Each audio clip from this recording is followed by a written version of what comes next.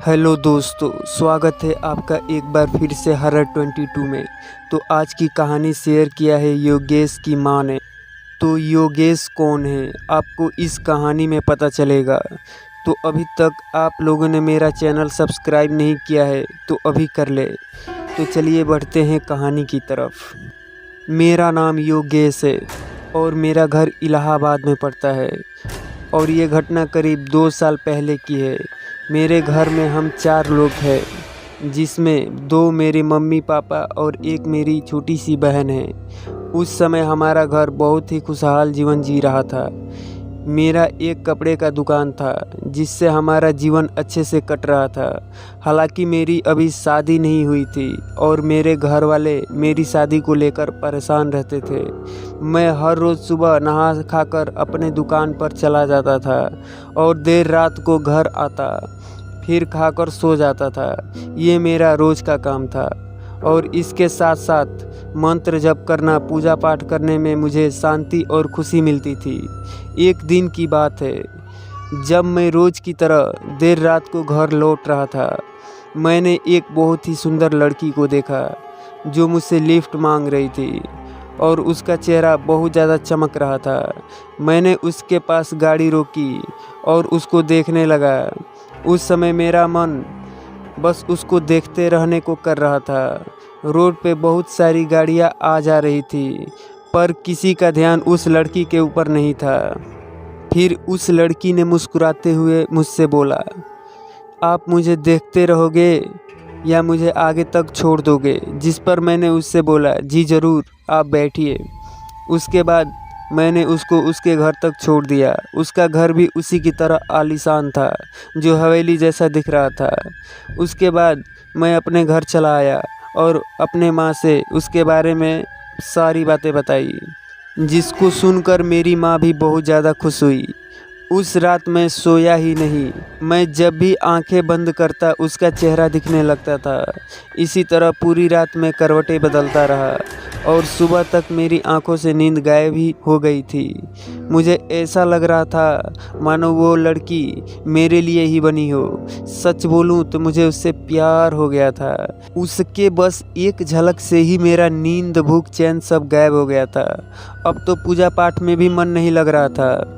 मैंने जैसे तैसे खुद को संभाला और रोज़ की तरह अपने काम करके दुकान की तरफ निकल गया।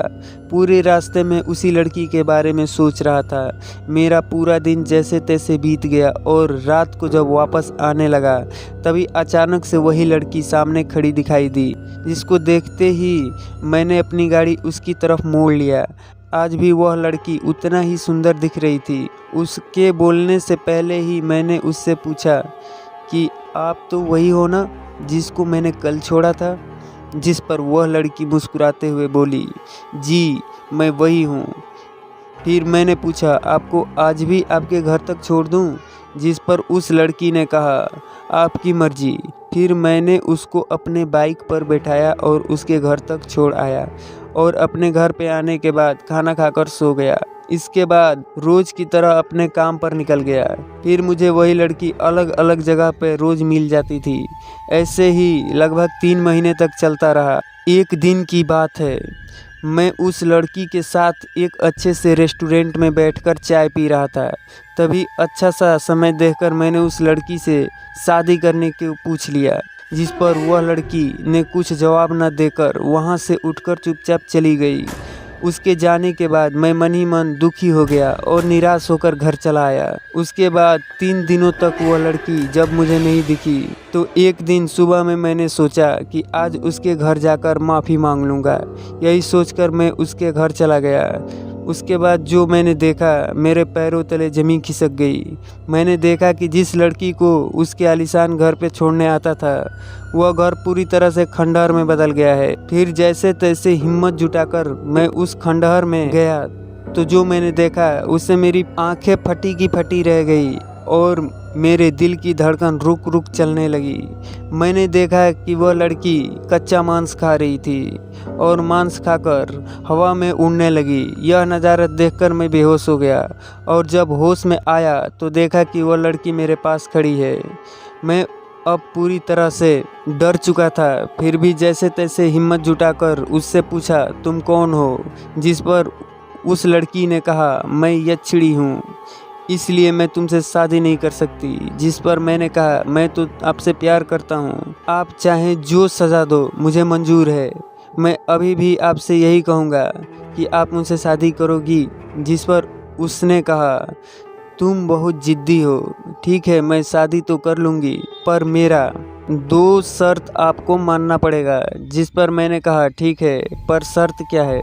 जिस पर उस यक्षिणी ने कहा, पहला शर्त यह है कि मुझसे शादी करने के बाद आप किसी भी पराई लड़की या औरत के बारे में गलत नहीं सोचोगे। जिस पर मैंने कहा, ठीक है। और दूसरी शर्त, फिर यक्षिणी ने बोला, दूसरा शर्त यह है कि आपके मरने के बाद मैं आपका सारा खून पीकर आपका दिल निकाल कर अपने साथ ले जाऊंगी। यह सुनने के बाद मैं थोड़ा घबरा गया और बोला, ठीक है, मुझे आपकी सारी शर्त मंजूर है। उसके बाद उस यक्षिणी ने मेरे आंखों पर हाथ फेरा। फिर जब मैंने आंखें खोली तो देखा कि वह खंडहर फिर से आलीशान घर में बदल चुका है और वह यक्षिणी फिर से बहुत सुंदर दिखने लगी थी। इसके बाद मैंने अपने घर वालों से बिना पूछे उससे शादी कर ली और उसको लेकर घर चला आया, जिसको देखने के बाद मेरी माँ बहुत ज़्यादा खुश हुई और उस यक्षिणी का रहस्य मैंने किसी को नहीं बताई। धीरे धीरे दिन बीतता गया और मैं बहुत ज़्यादा अमीर होता गया। इसी तरह से 5 साल बीत गया। मेरा परिवार बहुत खुशहाल जीवन जी रहा था। एक दिन की बात है, मेरा कोई संतान ना होने के कारण मेरी माँ ने मुझे एक तांत्रिक के पास लेकर गई। मैं उस तांत्रिक के घर में बैठा हुआ था। मेरी माँ उस तांत्रिक के साथ साधना में व्यस्त थी। उस घर में तांत्रिक की एक लड़की रहती थी। उस लड़की ने जब मुझे पानी लाकर दिया तो मैंने पानी पीकर उस लड़की से बात करने लगा और धीरे धीरे उसके करीब आ गया। मैंने यक्षिणी यानी अपनी पत्नी को दिया हुआ शर्त उस समय भूल गया।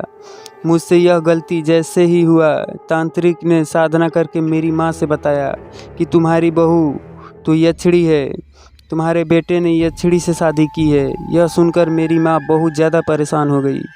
तभी अचानक से मेरी कानों में एक आवाज़ आई कि तुमने मेरा शर्त भुला दी और पराई औरत के साथ बैठकर यहाँ पे मज़े ले रहे हो। जिस आवाज़ को सुनने के बाद मैंने पीछे देखा तो वह यक्षिणी विकराल रूप लेकर मेरे पास खड़ी थी। मेरी माँ चीखते हुए उस तांत्रिक को लेकर जब मेरे पास आई तो जो उसने देखा वह देखकर वो बेहोश हो गई।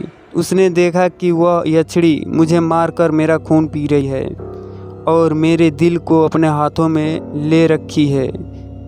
तो दोस्तों, कभी भी गलत काम करने से पहले 100 बार सोच लेना चाहिए। गलत काम का गलत परिणाम होता है।